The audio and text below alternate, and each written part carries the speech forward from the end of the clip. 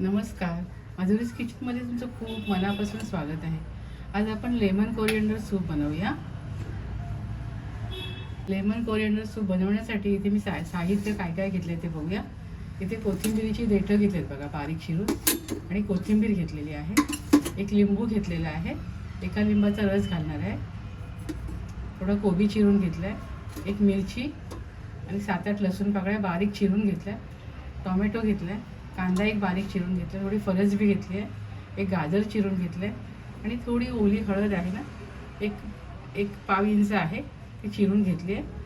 सध्या हिवाळा आहे ना, त्यामुळे सूपमध्ये छान लागेल म्हणून ही घेतली आहे.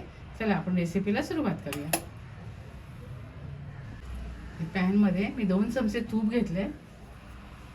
तुपावर आपण एक मिरची आणि या लसूण पाकळ्या घालूया. तर अशा बारीक चिरून घेतल्या. थोडं परतून घेऊया.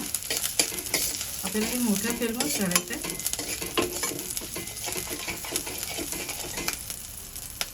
इथे लसूण मिरची छान परतून झाले.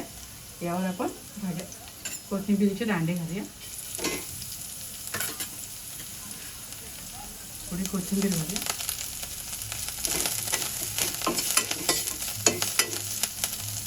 कोथिंबीर छान परतून झाली आहे. यावर आपण कोबी घालूया, कांदा घालूया,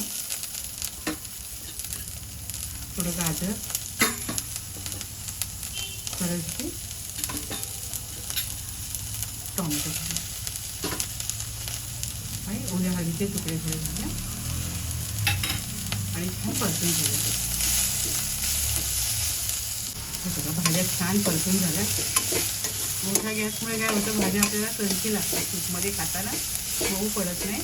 आता आपण यावर पाणी घालूया. 4 लोकांसाठी करते मी.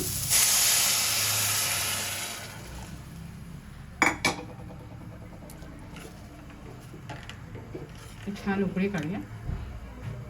इथे बघा, सूपला छान उकळी आली आहे. यावर आपण चवीप्रमाणे मीठ घालूया. आपण काळी मिरी पावडर घालूया. आणि सूपला एकसंधपणा येण्यासाठी मी इथे 2 चमचे कॉर्नफ्लॉवर त्याची स्लरी करून घेतली बघा, अशी पातळ, ती घालूया. म्हणजे सूप आपलं पातळ वाटणार, दाट होईल.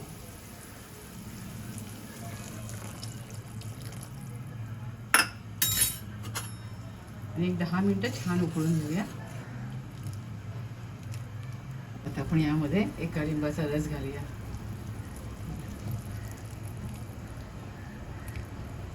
आणि थोडी कोथिंबीर घालूया.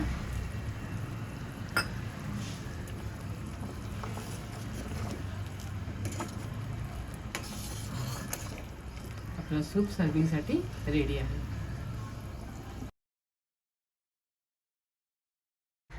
इथे गरमागरम वाफाळतं लेमन कोरिएंडर सूप तयार आहे. तुम्ही सुद्धा या हिवाळ्यामध्ये अशा प्रकारचं छानसं सूप करून खात राहा, आनंदी राहा. स्वतःची काळजी घ्या आणि माझे व्हिडिओ पाहत राहा. शेअर करा, लाईक करा, आठवणीने सबस्क्राईब करा. धन्यवाद.